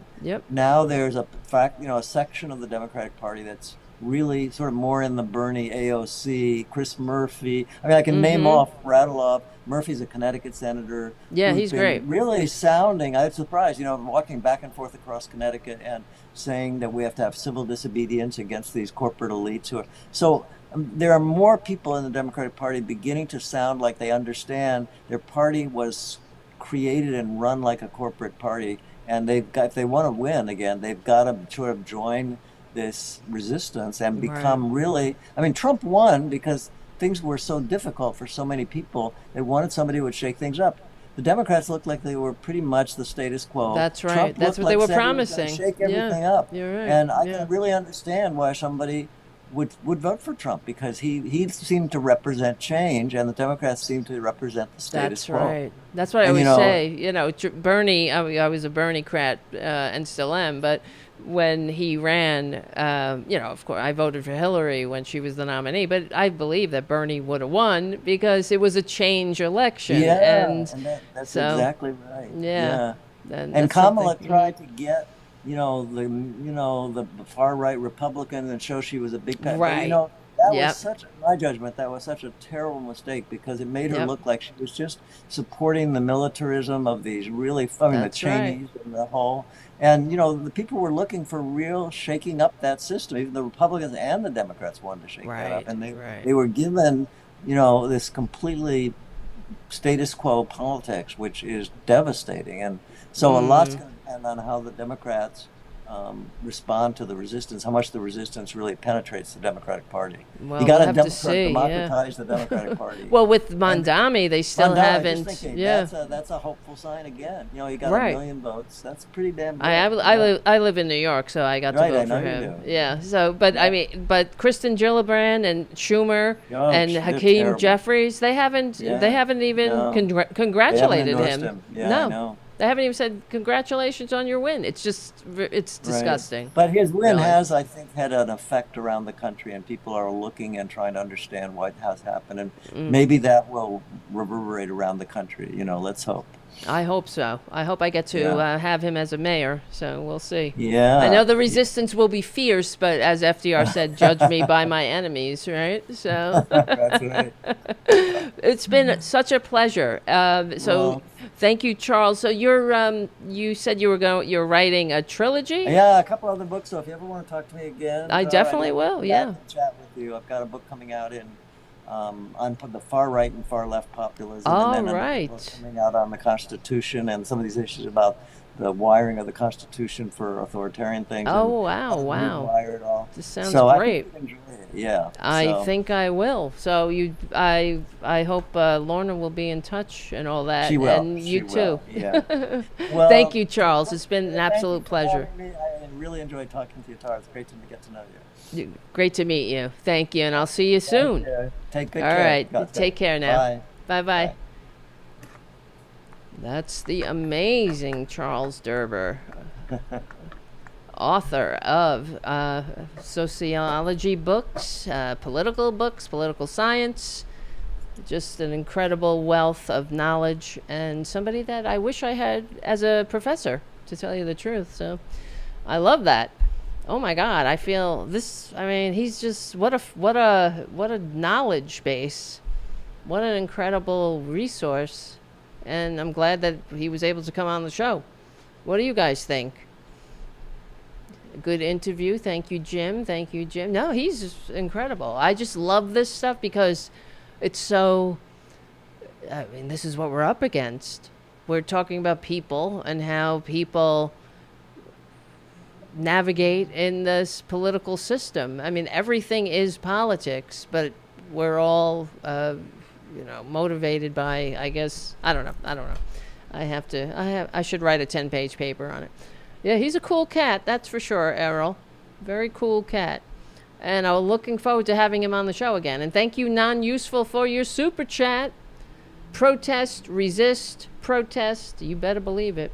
And it's good to hear that he's hopeful too. And I do, like I was just saying, I feel, I wax and wane. It goes from hopefulness to despair, depending on the day.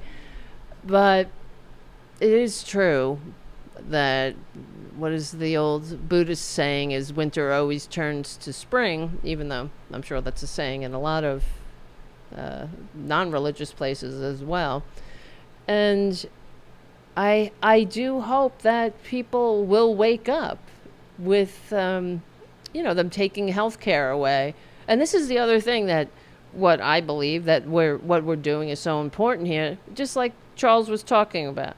how the everything is connection. We are an interdependent species. And I wish I should have remembered this when Charles was on the show, that there's no such thing as a rugged individual. No one in the history of life has ever been a rugged individual. Okay, no one has ever gotten away with doing it all themselves. Right? We're in this together. We are, we need each other. So this is the way we are wired. Babies die if they're not held, right? The worst possible torture you can inflict on a person in prison is to put them in solitary confinement. People go insane. And that says that we can't afford to not be each other's keeper, I think. And I'm not saying everybody is wonderful and great and has the best intentions, of course. But this is the problem. We have people like Elon Musk, Jeff Bezos. Don't they have any shame? I was looking at those pictures of that Bezos wedding, and you thought, that's all I kept thinking was, don't these people have any shame? Don't they have any dignity? Wouldn't you be embarrassed to be that rich? Frankly, you should be ashamed. And yeah, the system makes it so. There is no possible reason, unless somebody can open my eyes to this, but there is no reason that anyone needs $1 billion. Okay, maybe you want to let's level it off, $1 billion, and after that, 90% top marginal tax rate. How's that? But this is the problem. There's enough for everyone's need, but not for everyone's greed, as Gandhi said. And we have to change. This is how we win. We change hearts and minds. And just like the American Revolution started in the tea shops with the pamphleteers discussing in whispers that they didn't need a king and an aristocracy. But that's what we're doing here now. Trying to get the word out. Just like AOC and Bernie. We can't do it alone. We're in this together. There's no that we have to promote the general welfare, or we either sink or swim together, that's for sure. But the whole point is, what is the meaning of life? What is the meaning of an economy? It's not to make a few people rich, and this is what we have to start changing people's minds. We're only here, and that's why the Republicans, the fake ass Christians, and they are fake Christians. Because I know some actual Christian. I'm not a Christian. I was raised Catholic, and my family is Christian or whatever the hell. But I'm not. Whatever. I've always been a Buddhist, even when I didn't know what that was. It's just, to me, that just seems more like common sense. It's like humanism, whatever. But we have to change the whole zeitgeist into thinking that, I got mine, sucks to be you, or because this is what we're the kind of philosophy that we're facing is that if somebody has, if you have your health care, why should you give a shit if somebody doesn't have health care? Well, we should all care because it affects everyone. If somebody is oppressed, everybody is oppressed. And many other cultures understand that, as Charles was talking about. That's why here, let me see. I had it written down over here. We talk about all the time. Suffering goes up when Republicans are in charge. Well, let me look at this happiness thing. And that is the truth. It's not just me saying it because, I think Republicans suck. I think, their policies suck. They don't They don't do anything for anybody but themselves. And I do wish they were the Christians they purport to be, really. Because then we wouldn't have to fight them for health care. And this is what this is what I'm talking about. One of the problems that we have to overcome is the old guard Democratic leadership, like Chuck Schumer. That motherfucker needs to retire. And it's not an ageist thing. I'm not a spring chicken either. And neither is Bernie Sanders, neither is Charles Derber.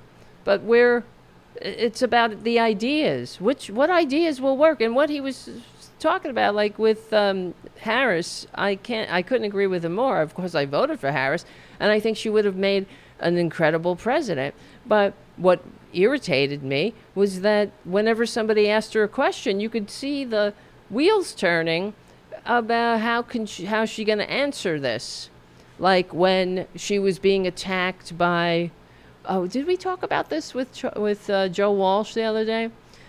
No, I'm having deja vu. But when she was being interviewed by Brett Baer on Fox News, and he was, of course, condescending and talking down to her and interrupting her, of course, in the way that he would never to the baboon. They practically lick the baboon's taint when he comes on. And he asked her something like, half the country supports Trump. Are you calling half the country stupid? And she said, no, I would never call the American people stupid. Well, what she should have said was, I'm not calling them stupid, but I am calling them misinformed. And misinformed by you, Brett Baer, and this channel that had to pay the largest judgment against the media company for lying to its viewers. And Fox News studies show Fox News makes its viewers less informed than people who watch no news at all. You spread the big lie. You are part of the reason the Capitol was assaulted, and why the American people don't trust their government. And the government is us. We're the government. And this is the problem. And that's what happens in a declining society. There is no trust in institutions. And the happiest places on earth, like the Scandinavian countries, like, Finland. Hold on. Finland, Denmark, Iceland, Sweden. What do they have that we don't have? These are the common features of the happiest places on earth. They have universal health care. They have universal higher education. Education from, as far as you want to go. That makes sense. Why wouldn't you want to invest in your fellow Americans? You know what we get here? The talking point we get from right-wingers and right-wing Democrats who assault universal higher education. Like Pete Buttigieg, he was another one that went after universal higher education by saying, I don't want to have to pay for Donald Trump's kids to go to school. Well, you pay for them to go to school now if they want, right? They go from kindergarten to 12th grade now if they want to go to public school. So what's the difference? Just lifting the top off of that and letting people, if they have the interest and the ability and they want to go to school, invest in your fellow American. Maybe that person will be the one who will cure cancer one day, or maybe not. Maybe they'll write a good fucking poem. Right? I mean, I can't stand how everything is commodified too, and we talk about it on the show all the time. How in Hungary they've banned gender studies. That's what the Republicans want to do here, of course. Anything about gender, it's because they want everybody in their place. It's all about hierarchy. But gender studies classes are a hallmark of civilized society. Guess what? We have taken care of Maslow's hierarchy of needs. We have, we're so successful here, we get to, think about what it means to be human. What is the fucking point otherwise? Well, what they want is you to be out in the fields and working till you drop, just like in the first Gilded Age, where you would work in a Carnegie dorm. You would in the Carnegie steel mill, and you'd sleep in a Carnegie dorm, or you worked at the Triangle Shirtwaist Factory in New York City that had a sign, "Don't come in on Sunday, don't come in on Monday." Not saying, oh, you get Sunday and Monday off, but if you think you got Sunday off, booby, then you're fired. Jeez. And thank you, non-useful, too, for another super, I was going to say super rat, because you wrote the orange sewer rat. That's what Mike Malloy calls the baboon, the orange sewer rat. But I often think about the rats in the study that we referred to before. There was a study of rats who, if they studied whether the rat would save a fellow rat from drowning or give themselves a treat. So they had a choice: take a treat or save a fellow rat from drowning. And they saved the fellow rat every single time. So you got to honor the rats, you got to give it up to the rats, because Republicans will leave your ass behind every single time. I know, new rat city. There's a lot of rats in New York City these days. There are some rats. We got a rat problem here. I've seen rats. There's some rats in the neighborhood. I've seen them. They're trying to deal with them. I don't know. I don't want anything to do with it. I feel bad. I love animals. I don't want a rat in my house or anything, but, They never really bothered me, rats. I know people get grossed out. I know that they're rabies vectors, disease vectors. Not that I would go over and kiss a rat or anything. I just don't want rats. Just, they're mammals. They have feelings like we do. They didn't help. They can't help being born rats. Treat them with respect. But get them out of here.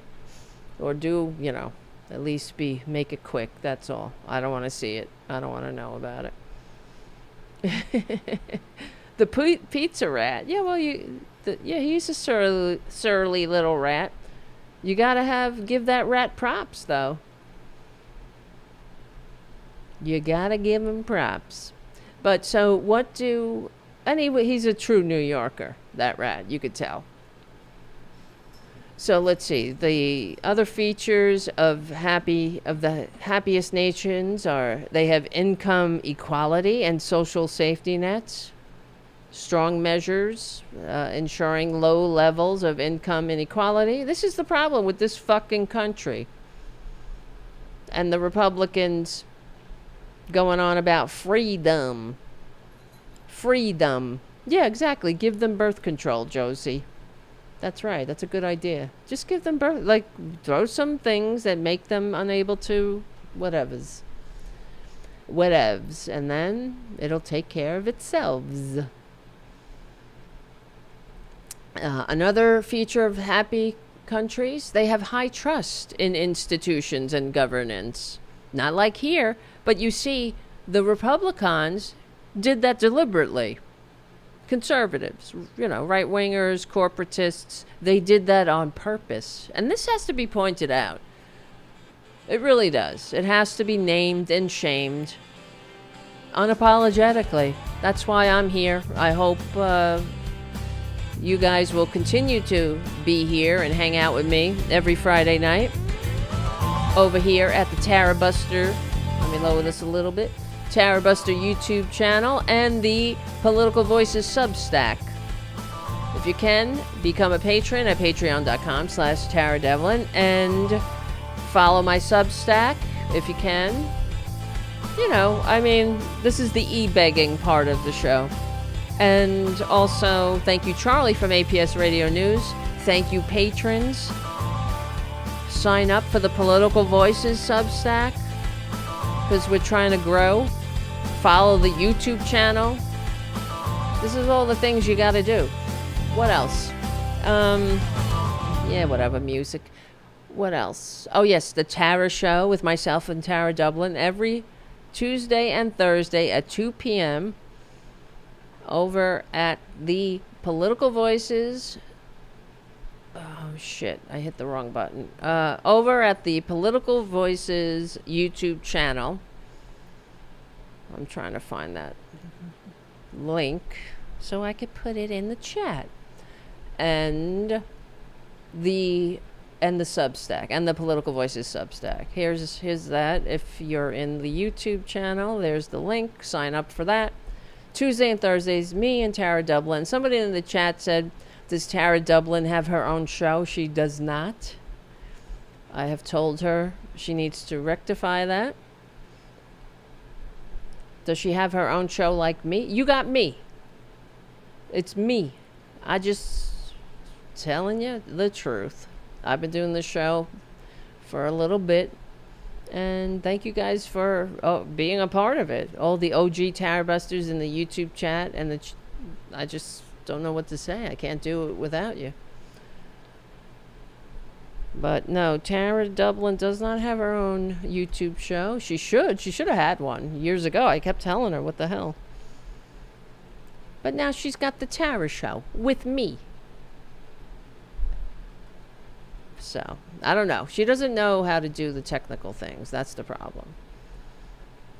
That's the problem. She needs to do it. You need to. But it's also costs money. That's the thing, too. So, I'm just putting the YouTube. If you can, follow my YouTube channel, the Tarabuster YouTube channel, please. Keep the show and got to build it up. Build the following. Let's see, Tara, I added 35 new ladies to the hen house. What ladies? You have your hens? Your hens? No way. Oh my God. That's adorables. Yes, and Tara Dublin is regularly on with Hal Sparks on Monday morning. That's right. All right, guys. Thank you so much. Well, Twisted Nerves Painting says, I can relate. The tech stuff is where I'm behind the curve, but you're doing it. See? You do it anyway, and that's what I always encourage. You don't wait for it to be perfect. You do it anyway. All right, guys. Listen. If you can, do all those things. Become a patron. Patreon.com/TaraDevlin. Follow this show on YouTube, please. And the Tara Show on the Political Voices Network, Tuesday and Thursdays, 2 p.m.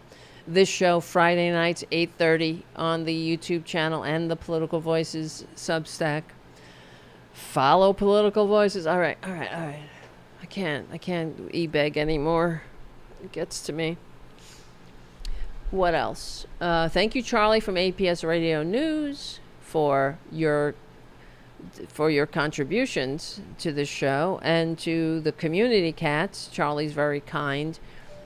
Charlie from APS Radio News. This show is also on APS Radio News, and Charlie also gives money to the community cats that I help, and Charlie actually bought them some winter shelters. Isn't that nice? So, yeah, that's what I do in my spare time. I do some TNR. I take care of some cats. Where's my Boudica?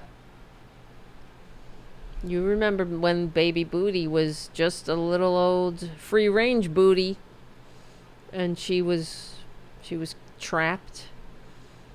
Her and her 3 brothers, and now she's She's a homebound booty. And she loves her life. She's a good girl. All right. And her brothers are living their best lives, too, in beautiful homes. All right, my friends. Thank you. Thank you, Twisted Nerves Painting. Thank you, guys. Thank you, guys, for all of your everything. And thank you, Charles Derber. I mean, come on. What a guy. I could have really went on and on. That's my kind of conversation. He's incredible. He's written 29 books. I can barely write an article at the Political Voices Substack some days. So, all right, follow me on that if you can, and all that. I'm sorry. Why am I saying sorry? Probably because I'm a woman. I'm always sorry for something. I was at work one time and somebody spilled the coffee in the kitchen, and I was across the room and I said, "I'm sorry." It just comes out. It comes out of your mouth, you know. You're raised like that. I'm sorry. How can I make that better for you? All right, my friends, listen. Thank you for hanging out. You know all the things. It's in the links in the description and all that. And yeah.